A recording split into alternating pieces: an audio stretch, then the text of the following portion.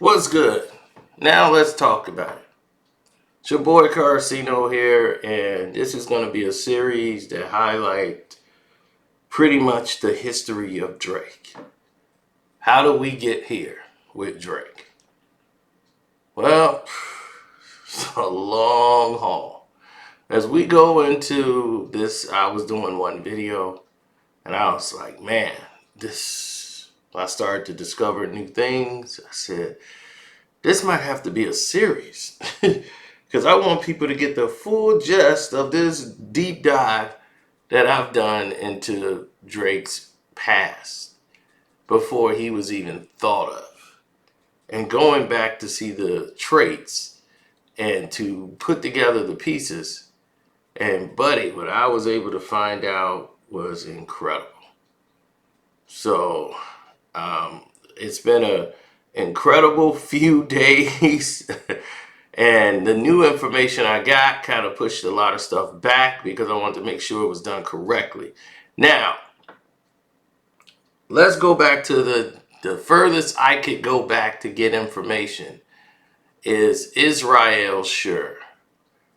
Now, Drake's mother, and from his maternal side of his family, his Jewish family, her name is Sandy Sher, Sher. Some places they've changed in their spelling to Scher. Some people still debate on how they sell it. And when they came to America or Canada, wherever they were gone, it switched. So, whatever. That's not even the point. We got to go back to the 1800s, like 1873, around that time.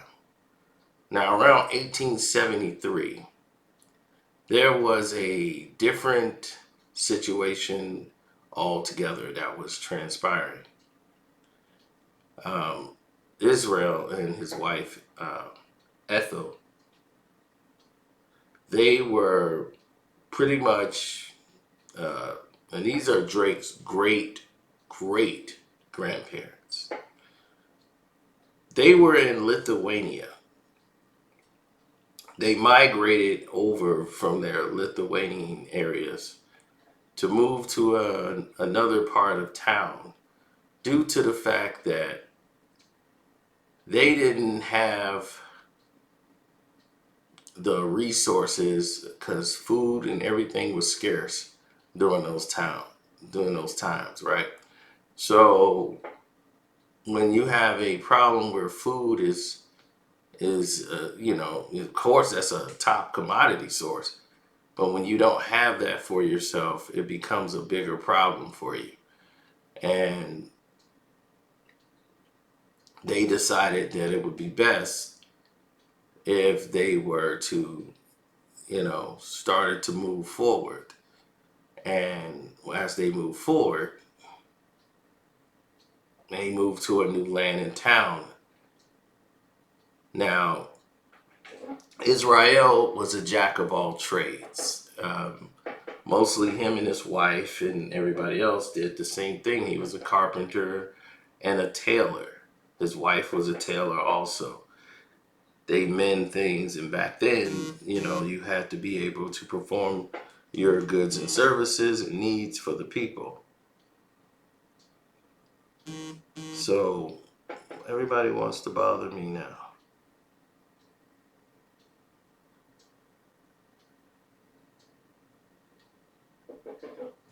Now, going through these proceedings, Israel was very demanding. He was very much a man of great focus, great will. He wanted to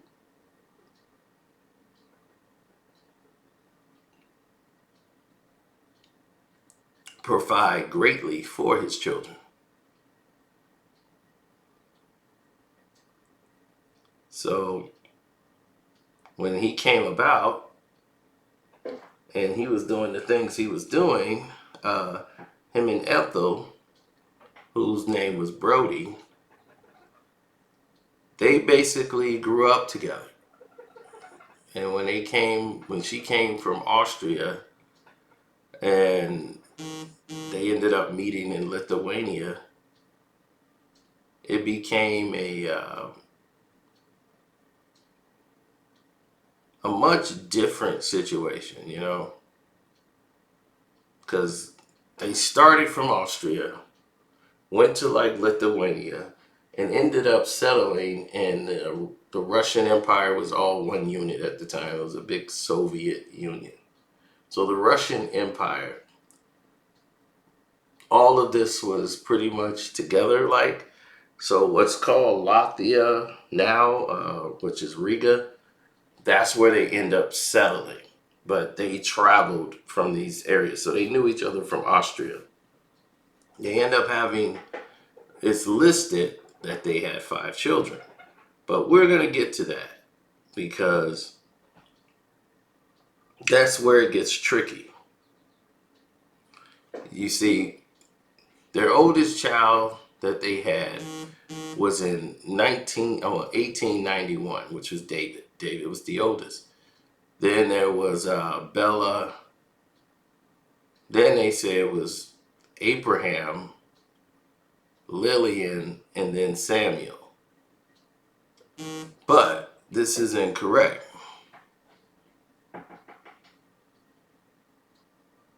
And it's incorrect for a lot of different reasons. And we're going to get into that. We're going to get into all of it.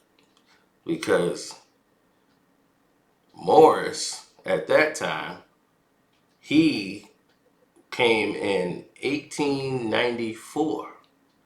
And Morris is that is Morris's father. Is Israel. But it's not listed that he had his siblings with him. So we had to do a deep dive to find out what really was the case here and why would we go in those situations. Now, what we found out was even more interesting. What we found out was that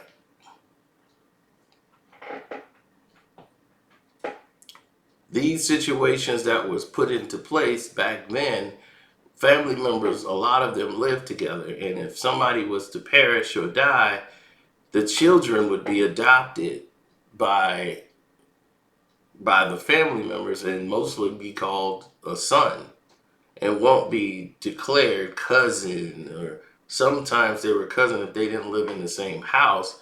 They would say that's my cousin, but it was hard for them to differentiate who was the cousin and who was the brother. So Jose, who also was involved, a lot of people, from what I've learned, is that Jose is a cousin and not really a brother. But Morris also was involved. And they're trying to say that Morris is actually also a cousin and not a brother. But what I found out is Morris is a brother.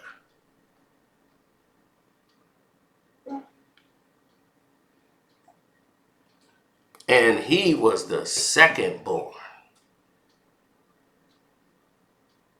There were 2 boys, David, Morris, then Bella, then came Abraham, then came Lillian, and then Samuel. Morris was their child. And this is very interesting.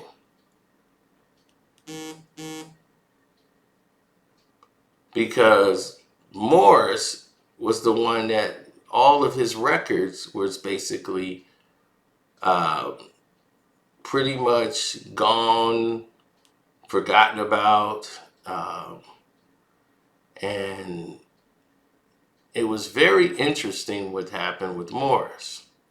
And we're going to get to that as to why Morris's story is kind of severed. As the family decided to move on, right? And things start to take a turn for the better or for worse, a lot of people didn't see what was going to happen next because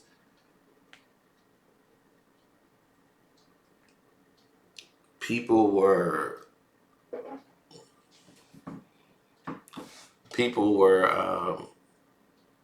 oh yes, people sending me messages still. People didn't look at and understand at that time what the situations had occurred. It was too many kids in the house. Everybody basically had to work, since if you could stand, you couldn't work. So all the cousins and the Sher families was over. Israel had his family, which was some of his brothers and his cousins that came over, and that was near the family, but they were distant. And these families were known as basically the Blooms. Now, and that led with Hirsch. Now, and Edie Bloom was involved in that. So the Bloom family came in as Hirsch Nathan Sher was adopted into this to this Bloom family when the mother remarried because the husband had died. So those people were the cousins, and they came along. That was way before Morris. Now Morris' situation became a eye catcher because once that happened with Israel and his children, and everything started to move about, a lot of people, such as you want to call what was it, Jazir and the rest of these people that came along. You had Julius, who was known to be in Russia, and Eva was his mom, and then you had Simon. These were their children that came later down the road. But these are family members, distant cousins. They don't list Morris. So it was weird that he was not adding. But the story of all the others were there. Like they had Coleman Sher, and Coleman was the brother of Israel, and he was younger, but he was more intact. And even though he was the youngest brother out of the crew, you know, he was the more reserved, more responsible, and he was the one, Coleman, who made sure he let the others know when things were going bad. And as you can see, this is how my days go sometimes. When I'm doing something, it's nothing but mass text, mass everything. As soon as I decide to record. Now, Coleman had a store, a business that made they made different type of goods and services for people, and it was basically the first pawn shop. You could bring them items, they can fix them for you, or you could trade them if they were any good, and you can trade for work, anything. Coleman had it all. You needed someone to work on your roof, we had a guy for it. They had a Sher family for it. And what Coleman did, which was very different from a lot of other people, he was able to communicate. And what I mean by communicate is he learned German, Russian, and Polish language. And once he did that, he went to school and he found out that it was a lot different because the schooling that they went through in the town was different from where they, had to live with other people, which made them migrate out of towns due to religious beliefs and war. So as everything started to dry up in the lands, as they were migrating, he was prospering very well. But Israel wanted to move his family and didn't want to stay in the areas, so he wanted to keep moving. He was very stubborn, wanted to do things his way, and that's the best way he thought to live, is on his own. Now, the others decided that it's going to be a quite bit of a situation to move around, because a lot of these people were not what you would call ideal. They were pretty abrasive.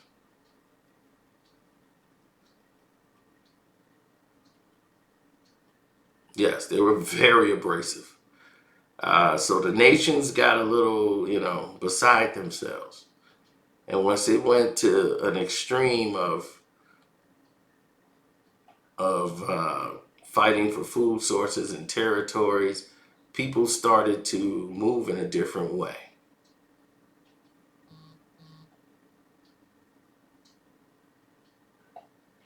So Jose, who was the oldest out of all of them, but was looked at mostly as a cousin, was clearly not their cousin. I mean, clearly wasn't a brother. And he was more of a cousin. He was actually the uncle. Yes, I did a deep dive. I told you I had to do a deep dive. And his children was Emmanuel and Helen.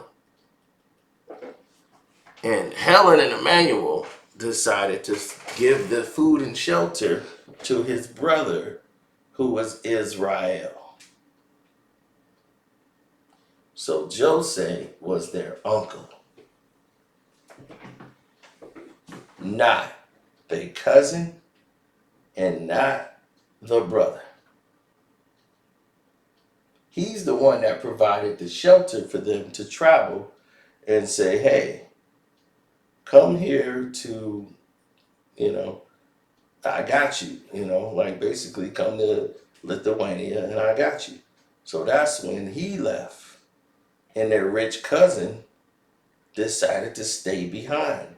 He had a successful business and he didn't want to leave it. So they said, all right, well, he's got a successful business. Let's let that continue to ride. So Coleman was just running off success. Now, here's where things get tricky.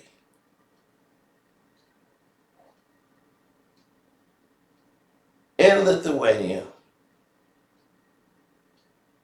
he says, Jose says he can't, really move. He had a bad left arm. His left arm got damaged. So he couldn't really work anymore like he wanted to. And his wife, she began to get ill. And that's why they only had 2 children, is because the wife got ill. And he remarried and had another child later in life. But Kalman was somebody who wanted to stay in Lithuania. He did not want to move. So as everybody started to leave and flee the area due to the low poverty and wanting to move forward, it was Jose who let Drake's great-great-grandfather, Israel, come live with them.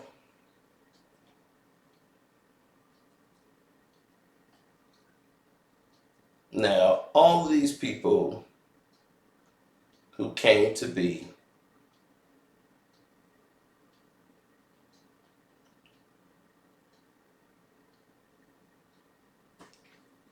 they came to at different times.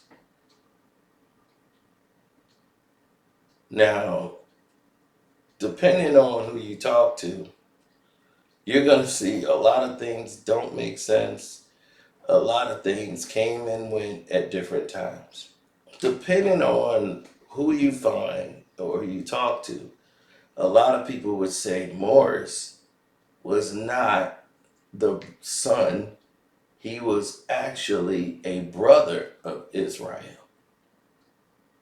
But as I deep dived, I found out that he was actually a son. So now that you find out that he's the son, here's where it all starts to develop. Meyer comes through. And Meyer decides, Sher, who's also a relative of theirs, saying that, he's in the transportation of goods and services. And this was later down the road. And Morris, who's looking for a way out of the town due to the military presence and all of the territorial fights for different lands. Now,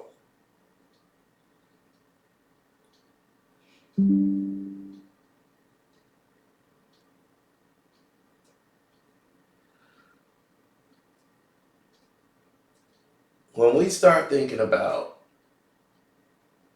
competition or people in the government of power, this is what you think about. But when you start thinking about the lands itself, oh, that's a whole different cowboy. That's a whole different cowboy. So now, because they had like 2 goats on the farm and they had some cattle and they were able to barter and trade for goods, and they had a fleet of goats, and Meyer was importing things, and he wanted to import some of their goats across the waters to the other countries, and he's telling them about it. So Morris is very interested where Israel is not. He does not believe in leaving or fleeing the country till something unknown and they cannot get back to their lands. And saying we could be very much starved to death. I'm not going to destroy my entire family. So he was very much, I'm going to stay here.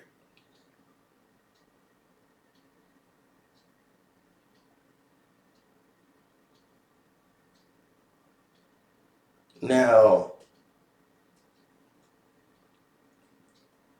there are 2 Israels.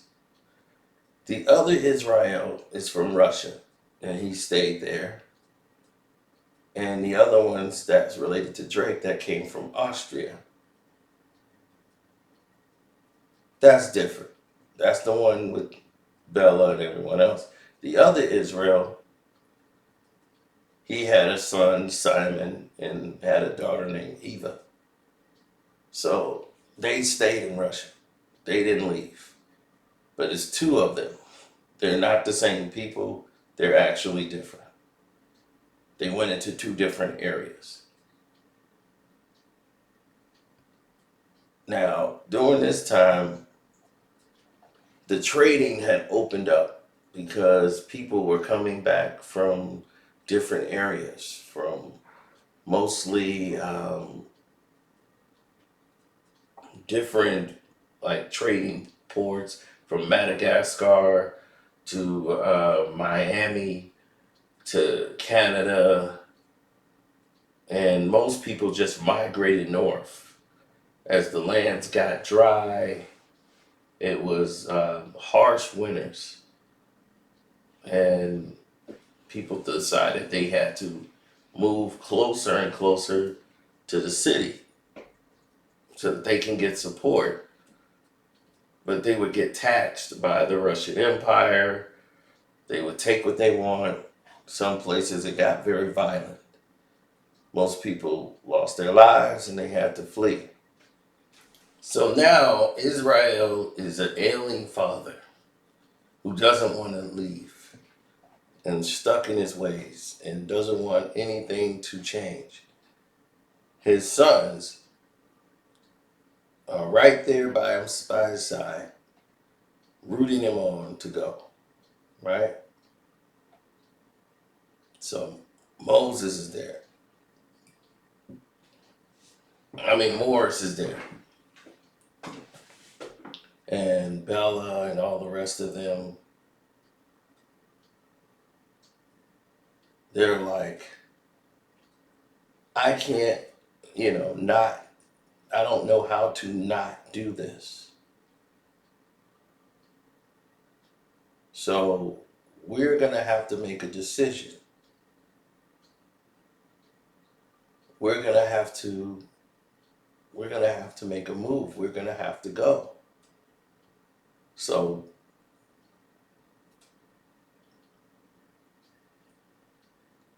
the family basically made a decision that Dad wasn't going to make a move. We were going to have to make a move. That's what's going to have to happen here. So they get up and they make a move and decided we're going to trust Meyer and he's going to get us out of the country. And we got to make this move or we're going to starve to death. If we stay here, we're going to starve. There's nothing here. We got to go for more. We have connections on the other side. Now, the Russian Empire was taking over more and more of the lands. And since it's all the Russian Empire, it's like, look, there's no room to do anything. We build something, they take it, and then they're making us basically second-class citizens. Israel was stuck in his ways. So he said, look, I don't want to go, but my family's forcing me to go. And they had family members over there.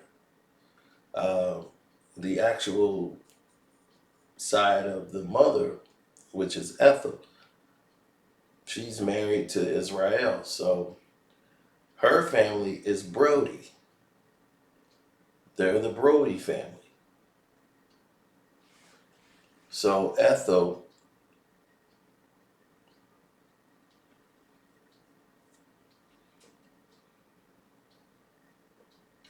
who's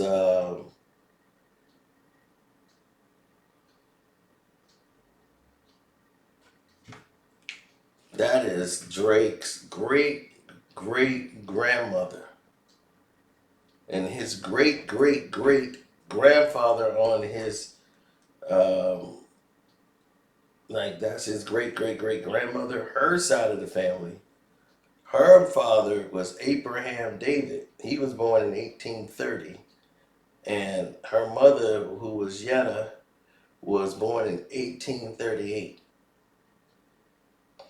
Now, here's the thing. Ethel wanted something big for herself. She wanted to leave. She wanted to do what was best for her children. Hilda was different. She wanted to marry into riches and wealth, and things of that nature.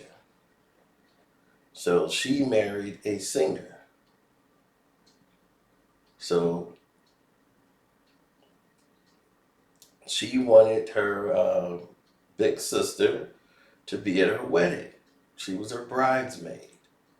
So she shows up to be in the wedding.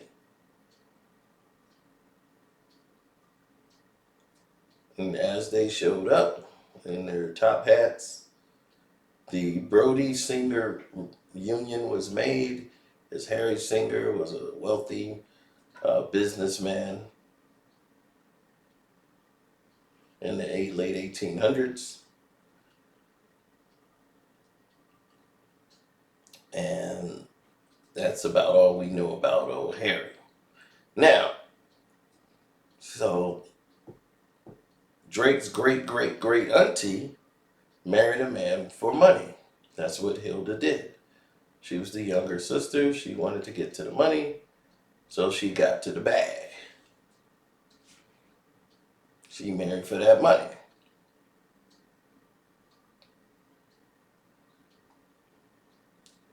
Now, after this union is done,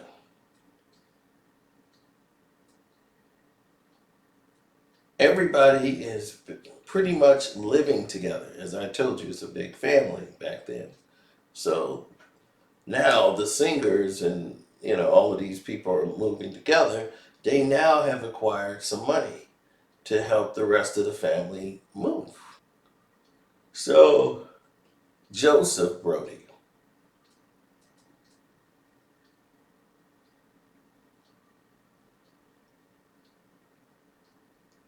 who is the brother, the oldest brother of his sister Ethel, he said, "Sis, listen to me. You're coming with us." So, against really his will, after the wedding with the singers, they have now acquired some wealth. And they move and travel, and they're deciding they're moving to Ontario, Canada. This portion of the family is leaving. And they have it out there. Meyer's going to make it happen. As Sher has the job at the docks, but they're going to need money for the travels. And the Singer family had a lot of money. So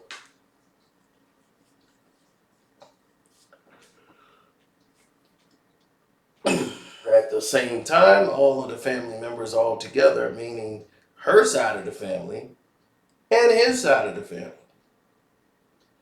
So Israel Sher, his wife Ethel Brody that he married, Ethel's all her 5 children who was with her are coming, of course, because they're her children. But her brothers and sisters, all 5, are on their way. The big brother Joseph, her father Abraham, who was born in 1830, had Hilda, the one that just married into the Safer family, the Singer family,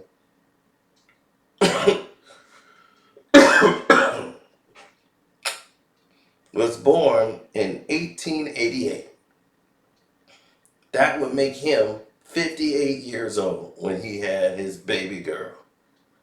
Go ahead, Abe. Abe still getting that work in.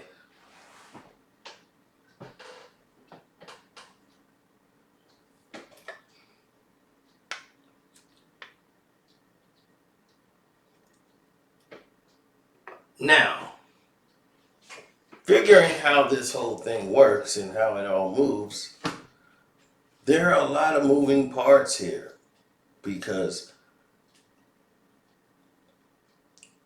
Morris ended up having a fallout with his brothers and sisters and didn't want anything to do with the family.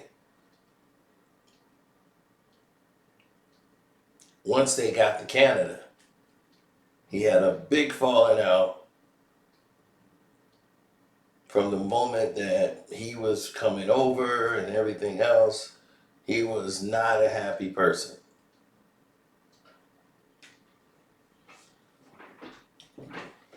Now,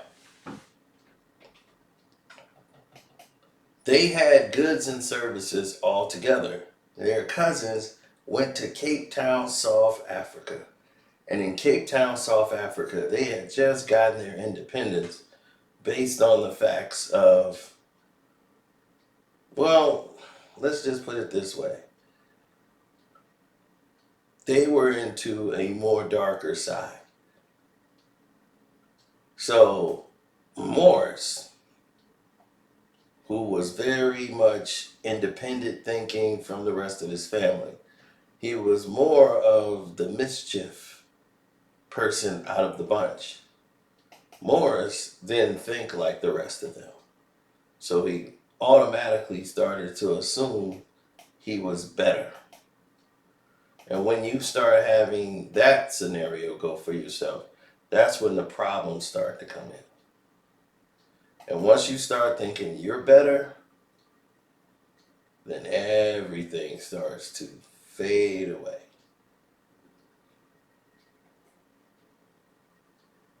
So Morris did his own thing. And when he came through, Morris was dipping and dabbling in a lot of different situations. Uh, he was more into Canada, keeping up in contact with his siblings, through postcards, through the shipyards, any which way he could. He was very good with his hands, could build, and he was a writer. He would teach people how to write. He was very good with communications and all of the things that, his dad had pretty much passed on to him. He pretty much picked up second nature. Now, the way these situations play out and present themselves, a lot of things are incorrect.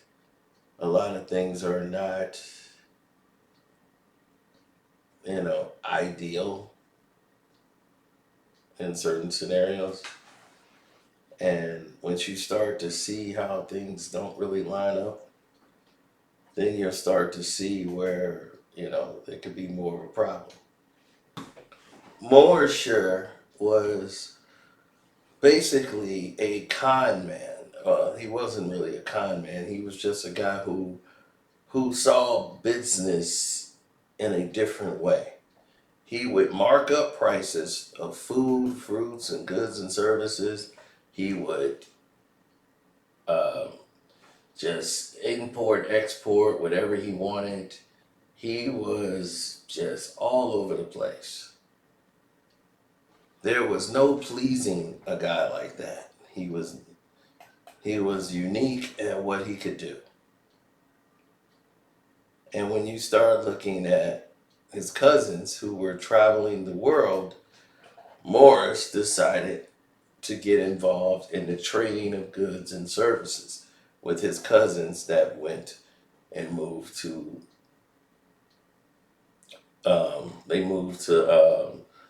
Cape Town, South Africa, after coming from Madagascar. And slavery had just been abolished by about 20 years, 20, 30 years, I think in like 1837. In the story of Dina and the Cape Colony, if you know your history, then you could pretty much put that together. Um, where the Dutch and the British Empire was like sharing which one is gonna, continue to enslave the people there. Started off as a betrayal, of course. We're gonna negotiate for the land. John Van Riebeck, came into town and decided to negotiate and said, "What am I negotiating for? We don't need to negotiate. We'll just enslave them all and make them work for us." And that's what they chose to do. So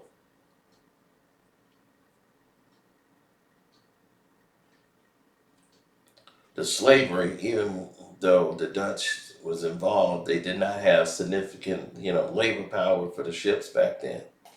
So that's why in the 1600s it was war and people rebelling against the enslavement of what was going on. And they were stealing sheep, cattle, flocks of land, and goods and services. So the Indian Ocean had all these slave routes that's what they would call the slave routes, in which all of these things were where they were traveling to the different points, and it was the safest route to sail. And even though then they lost ships due to rogue waves and things of that nature, but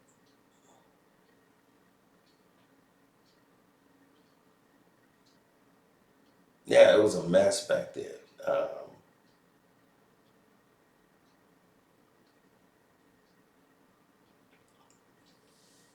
Morris was, you know, very much keeping up with the goods and services, having things come in through import and trade would make him more money, as that's all he cared about was wealth and obtaining wealth.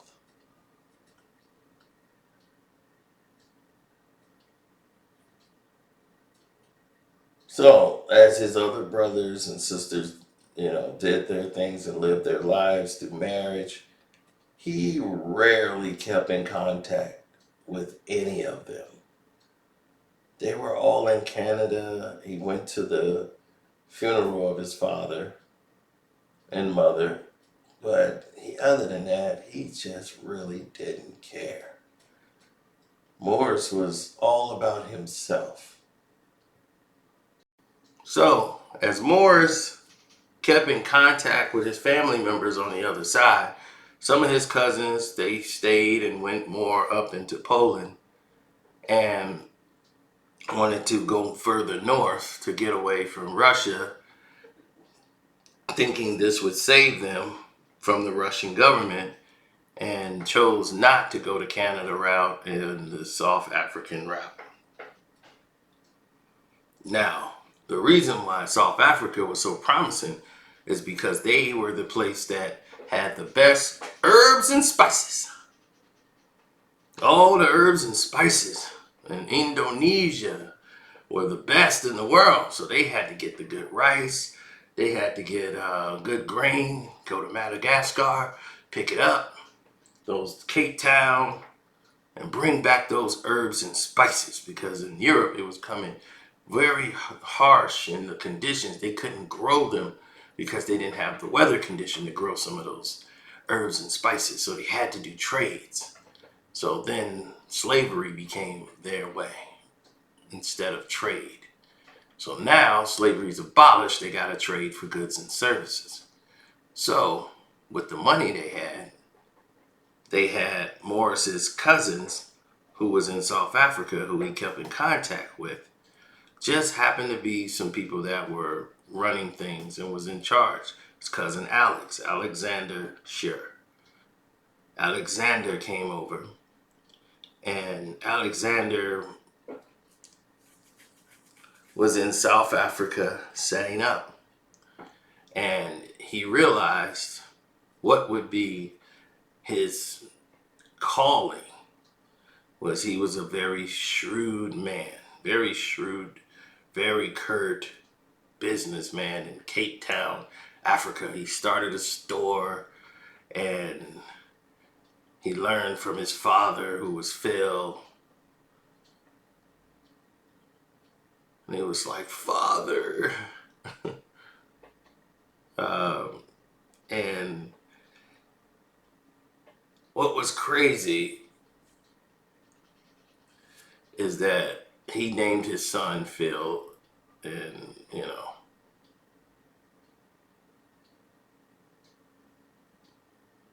uh, no, I'm sorry about that. That was his great grandfather. I mean, his grandfather. His grandfather's name was Alexander. His father's name was Moses. His mother's name was Giza, and he named his son after after he named his son Philip after his great grandfather. or his grandfather rather. So Moses named him Alexander, and Moses' father, which is his father, was named Philip, and Giza's father was named Alexander as well. So that's how that went. Now, just so you can have clarity. Now his other sons was Theo, which was Theodore, Aaron, Jacob, Sher. Then there was Raymond, Gerald, Sher.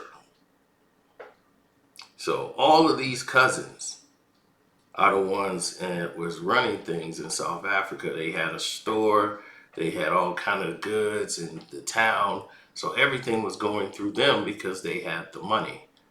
And they were selling all the herbs, all the spices, and they were going back and forth. Then they came up with an ingenious plan. It was one that they've used prior before, as Morris, their cousin, suggested. That in order to ensure greatness, they have to expand. So Morris, who really didn't care too much for a large family and children, had 2 children, actually 3, and they died. He had 3 children that had died like at infancy. Julia Novak is who he married, and she died. And I mean, she didn't die. I mean, they had 2 kids prior, and they died at infancy. I think one had problems with they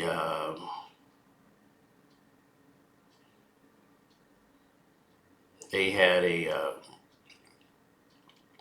uh, some type of birth defect, passed away. Then he had another one that he had and passed away, and you know they couldn't have a child really for a while. They had one that lived 3 years, and then I think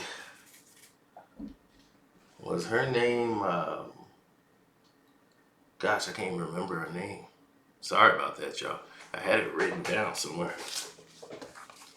but she died also. And then near the end of it, right? So at 27 years of age,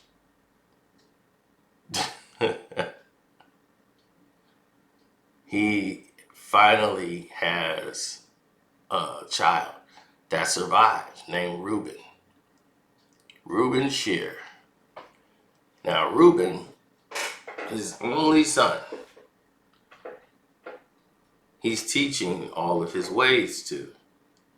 And as his son is growing older, the mother made sure she was very protective of Reuben because her other children had died. So she was very protective of him. And the cousins were all around him to make sure he would be, taken care of. And in the community of family, Morris is just the one that really just didn't have time for family. He had time for Morris. Now Morris is going back and forth to South Africa and coming back. Then, during this time, the Germans are starting to start a war with the entire world, which is putting everybody in fear who's Jewish. So everybody's starting to, circle the wagons and maintain their goods. So Morris has this masterful plan of survival and said, man, these guys control so much. And what people don't understand what he meant by control so much is if you're there, why just do trades? Why not find a way to get all of it? They didn't understand this behavior of what they're talking about. He knew that to penetrate these lands and these areas, for the Sher family to survive, we are going to have to penetrate all of these other families. And he tells him the story of the cuckoo bird. The cuckoo bird lays his egg in another person's nest.